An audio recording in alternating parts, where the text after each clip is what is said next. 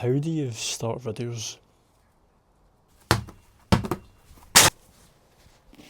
I'm making acoustic panels.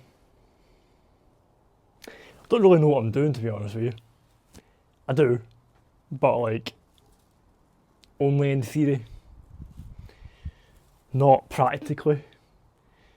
So each of these panels need to be, well, I'm making mine 120 by 60 centimetres because that's the size of the insulation that I have, which I'll talk about later on or in another video. I haven't decided yet. This will be the frame, and this is softwood smooth planed timber. Softwood planed smooth timber. And this is softwood planed smooth timber. That's what this is.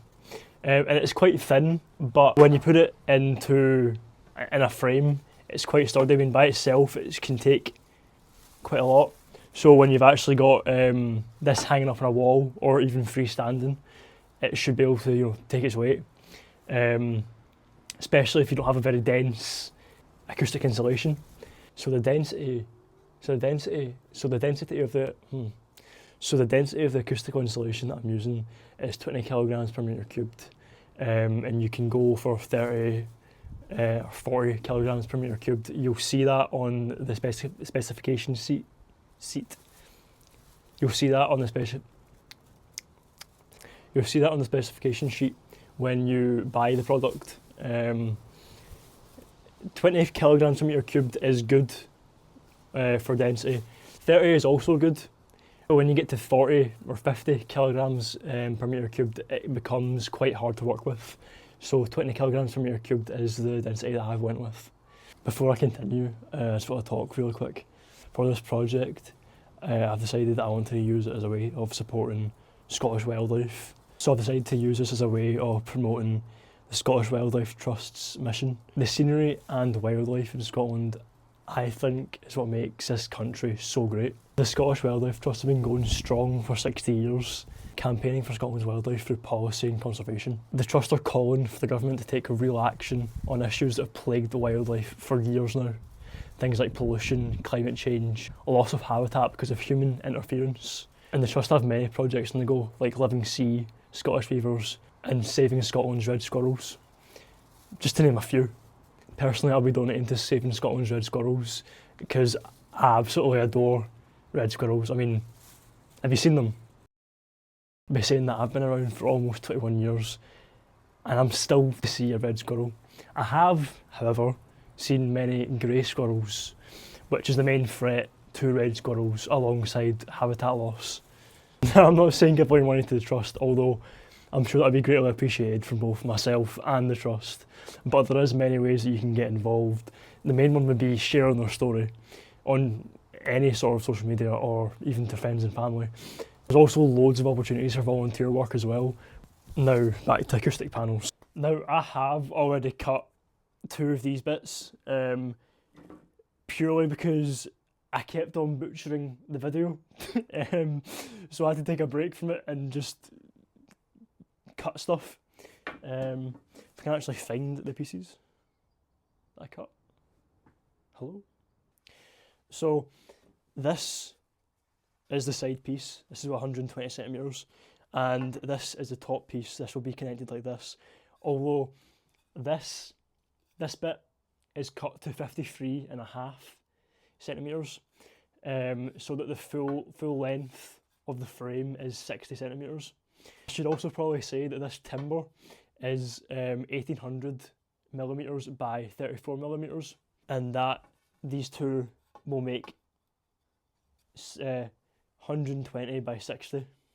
Now I use this to cut them, and you can call that cheating, but I want a straight edge. I'm not looking to butcher any of this, because they will be used. This basically just locks the wood in place so it doesn't move around, and you can also get a straight edge because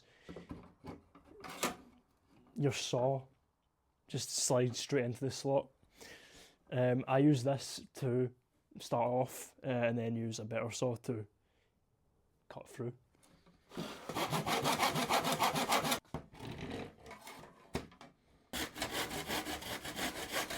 I should also probably mention that if you buy this timber, it is,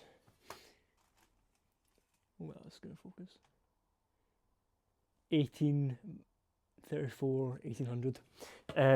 You should be able to get 120 and 60 centimeters out of this one bit of timber, although you'll end up with a little bit extra, purely because we need to cut this bit down to 53.5.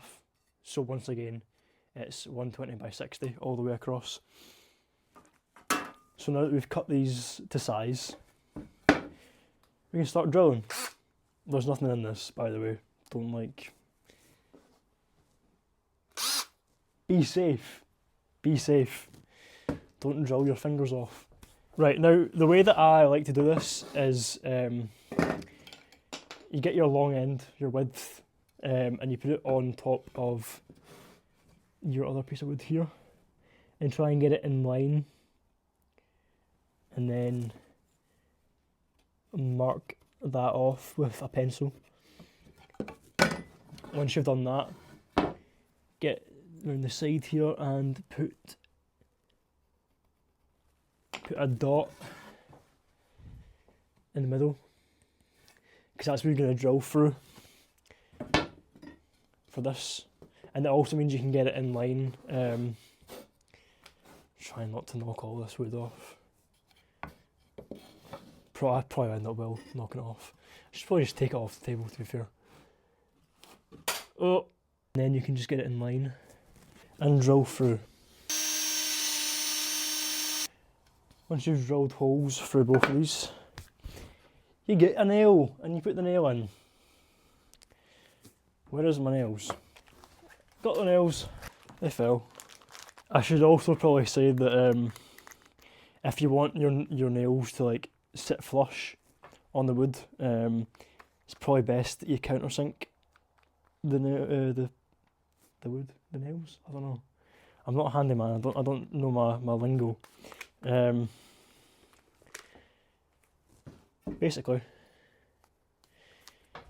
use this end and drill a hole. Is that the right end? No, I won't lie, that's not quite flush, but it's flush enough. So this is the frame, all 120 by 60 of it, and as you can see, it's like can hold quite a lot. That's me pushing on it quite. Just hit that off my head. It can take quite a beating. It can hold quite a lot. So whatever kind of insulation you end up putting in this, whether it's rock wool, mineral wool, or what I've got, which is what is it? It's called Pava Textile P, or recycled denim, which I'll show you soon. Now we need to attach these sideboards. Now this is 3.6mm thick. Anything from like 3.6 to 5mm is fantastic. It's just to give it enough strength to hold the acoustic insulation. This is recycled denim. It's kind of like a cotton blend. It's as it says, it's recycled denim, recycled jeans, etc. Now I'm using this because it's a lot safer to handle than rock wool or mineral wool. These side panels will basically just be holding the acoustic insulation in place.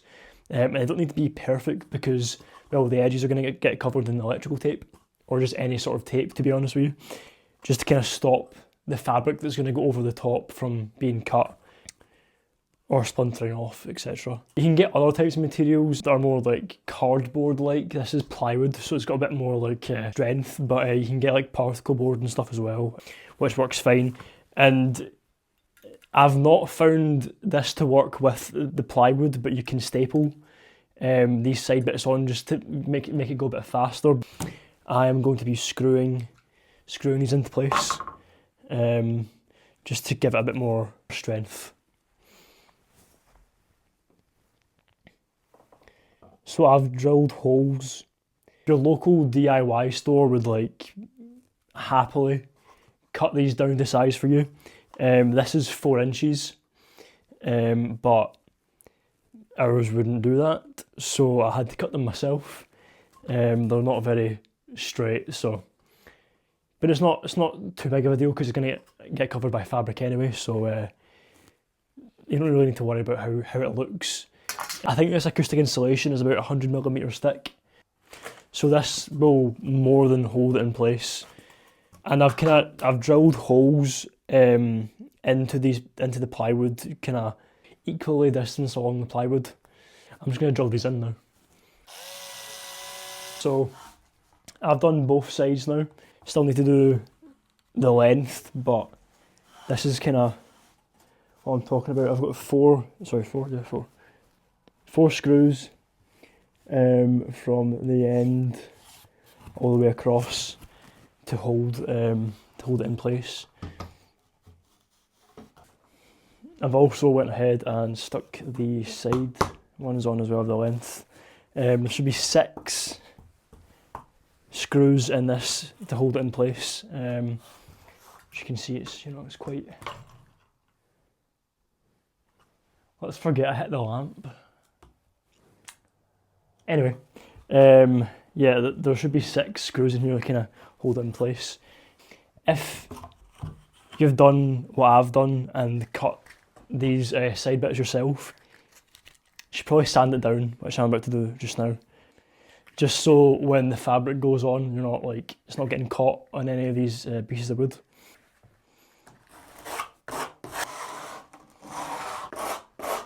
Now once you've sanded all that down, or maybe you haven't, congratulations if you haven't, I had to.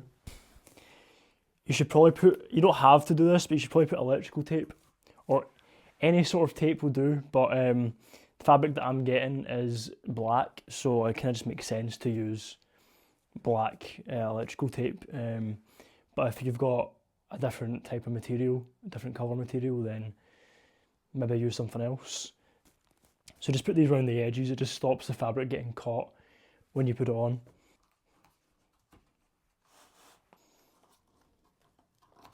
It doesn't matter too much how the tape looks on the side because it's gonna get covered over anyway. I'm just saying that because I absolutely butchered this. It's an absolute state.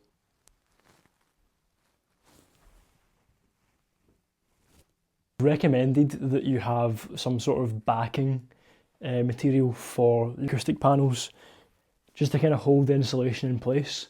I've decided to go with a sort of gardening weed fabric, like a weed barrier. That's just going to go in the back, and then I've got extra fabric which is going to go in the front. It's different to this fabric. So you could use the fabric that you're going to use on the front for the back as well, but the fabric that goes in the front tends to cost a bit more than this. I think this was like £10, compared to the £20 per metre that I have to pay for the fabric that goes in the front. I've just rolled this fabric out across the panel, and what you do is basically just get it up here at the top, make sure that it's kind of dented. Oh, I can't see that. Just kind of make sure that it's dented across the top, and then just cut across. I have excess, so I'm going to cut off this excess as well, just to make sure that it fits in, and then just staple it in with a staple gun, or a stapler, I'm assuming could work as well. But you also should have enough to kind of fold it over at the sides. Once you've cut that out, you can start to staple it in. I've got a bit much here, so you can kind of fold it over and then staple it in, which is what I've been doing with my other panels as well. I've made one already, which I'll show at the end. Actually, I can probably show this one at the end as well. And then you basically just go around and staple them in. Obviously, where you don't have excess fabric, you don't need to overlap. I'm just overlapping like where I need to basically. Once this is done, it should kind of look like this. Kind of have a wee bit of give to it, with an air gap at the back, which is deliberate. And then all that's left is to stick the insulation in. Now, this might fit perfectly, or you might have to kind of push it in. But if you get a easy to work with fabric like this, it doesn't take too much to push it in. Now, the fabric that goes over the top will also compress it more than it's already compressed. So if there's any bits sticking out, like mine is at the sides, it's kind of sticking out at the top, that will get pushed down when the fabric goes over it. And I'll talk about this fabric in another video, because I kind of want to go more in depth about why I chose this over something else. And then you would also put picture hooks in at the side. Yeah, you just kind of put these picture hooks in at the back of the panel. This is going to fall out. Just kind of on these back bits, which would then have some picture wire that would run through it, so you can hang it up on a wall. But these can also be freestanding to surround in a guitar amp or a drum kit, for example. Thanks for watching. Like, subscribe, follow, whatever. Share the video, please. Please.